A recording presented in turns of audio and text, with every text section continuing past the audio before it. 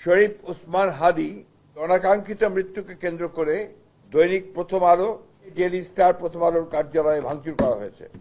আমরা এই ঘৃণ্য ঘটনাবলীর তীব্র নিন্দা জানাচ্ছি। তারেক বাবরের বিরুদ্ধে 21 কোটি টাকা ঘুষ মামলার অভিযোগ। তারেক, বাবর, হারিস ও মামুন বিএনপির 4 মহা দুর্নীতিবাজ।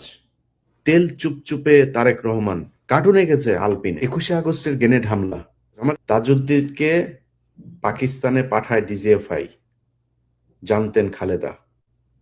প্রথম আলোর নিউজ। বাবর আসামি হচ্ছেন সন্দেহে তারেক। হামলার আগে বৈঠক হয় পিন্টুর বাসায়। পিন্টু চিনেন তো, বিএনপির সাবেক মন্ত্রী।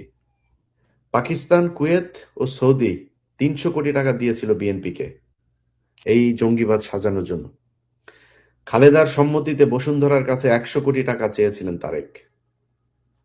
টাকা ফেরত দে, টাকা ফেরত দে। এই যে টাকা আছে, এই পাকিস্তানের কাছ থেকে নিয়েছি জঙ্গিরা, তারপরে ইয়ের কাছ থেকে, বসুন্ধরার কাছে, টাকা ফেরত দে আগে। ধাপ করে যায় প্রথম আলোর অফিসে গিয়া বিবৃতি দিয়া দেন আপনারা। এই প্রথম আলো তারেক রহমানকে বানিয়েছে খাম্বা তারেক, কোকোকে বানিয়েছে দুর্নীতিবাজ, আর মাকে বানিয়েছে জঙ্গিদের নেত্রী। একদম স্পষ্ট।